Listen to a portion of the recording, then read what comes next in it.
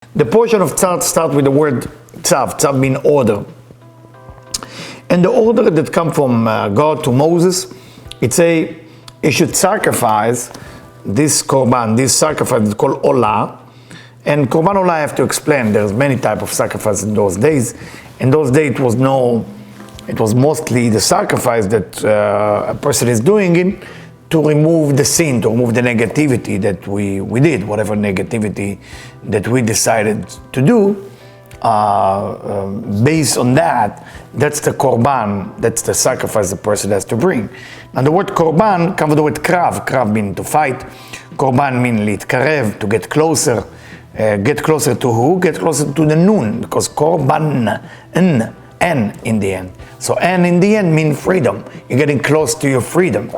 And the technology of doing it is to do it quick. Say Rabbi Shimon Bar Yochai, you have to do it quick. Why you have to be quick about this specific sacrifice? Because there is no benefit in it.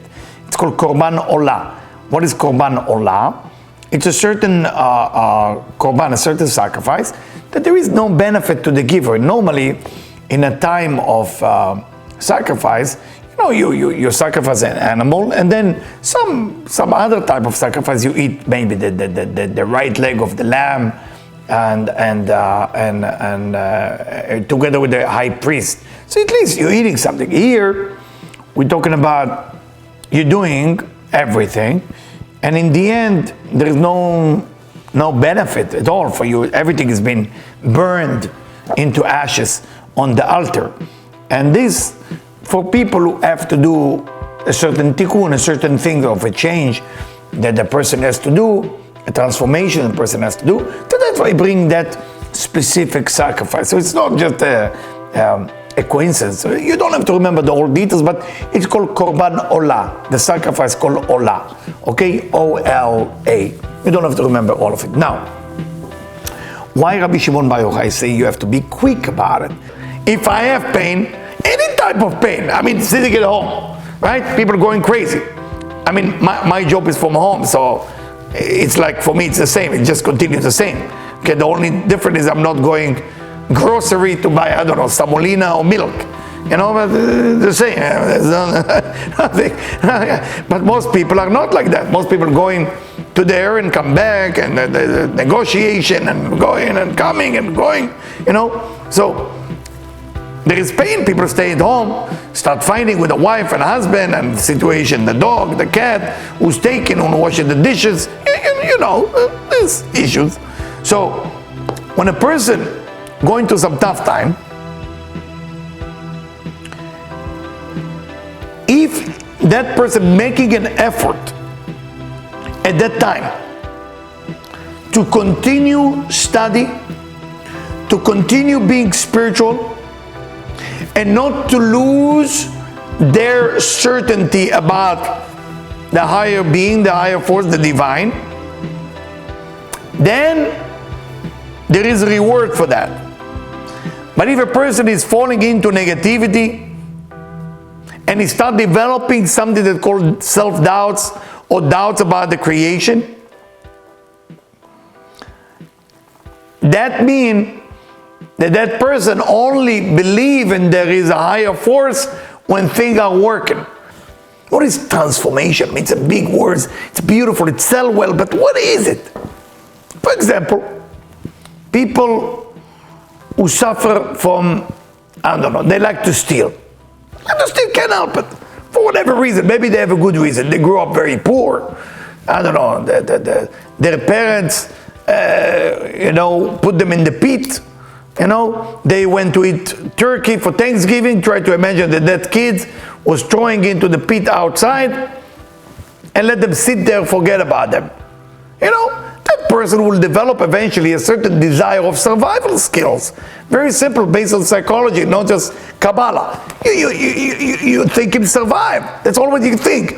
How can I get food? How can I get money? You can become a thief. It can go both ways. It can either make you better or make you worse. I'm just bringing you an example so we can fully understand the depth of this section in the Zohar.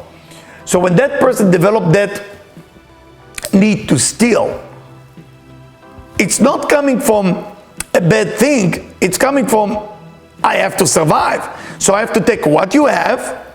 I don't feel your pain while I'm taking your money. I'm not feel your pain when I make you work for me as a slave. I just feel one thing. I cannot be poor again because I can't go back to that pit again. I'm nervous. So the way I solve my problem is by stealing. So now you stole. What do? When you want to do tshuva for that, say the Zohar. So the tshuva for that is you start changing, right? You start changing, you stop stealing, you understand that it was wrong, you're sorry that it was wrong, and you're no longer doing that things. Then in the end of the tikkun, you want to be proud of your change. What do you do when you want to show people how you change? What do you show them? The positive thing or how negative you were? You show everybody, let me tell you who I am. Let me tell you where I came from. When a person study enough Torah, when a person study enough Kabbalah, when a person study enough spirituality, you gotta meditate before the study that the light of your study will cure whatever problem that you have. It's not that you try to cure your problem. Don't use the word I'm working on myself. That's an ego trip. Nobody can work on himself on any issue. I want to make sure you get enough depressed and get upset with me. Better that instead of you being an illusion that you can change yourself. We can't change nobody. Nobody can change nothing. But once you allow the Creator to jump in to your soul and dig out and take the negativity and put positive thing inside, of course you will change. Of course. The one who created you, you go and say, Master of the world, you wrote in your book, if a person want to become better, they do sacrifice. There is no sacrifice right now. What do I do? So, Rabbi Yochanan, as we read before, saying the Zohar, okay, that there is a way what to do. When you study, God said, don't worry, if you study enough and you meditate that while you study, you remove the negativity, it's good enough. You will remove all the negativity. So make a list, guys. Passover is coming soon. Make a list of the thing that you wanted to change. Make a list and start studying every day. Because the Shabbat HaGadol, which is this Shabbat, it's a that in this Shabbat we connect to Gmar HaTikun, to the end of the Tikkun. Ameir misof ha'olam ve'ad sofo. It's a light that shine from beginning till the end. And for that reason, everything is been known. Whatever choices you're going to make, whatever things you're going to do, it's already been known. Everything you're going to choose, but you have a free will. If you truly believe that the Torah, that spirituality can really change you, or you believe that you can change you. If you believe that you can change you, please be my guest and try to change and let me know how it went. But I'm telling you, maybe I'm too young to witness that, but I have enough experience from people, for myself. You can't change on your own. You have to have the light of the Torah to change you.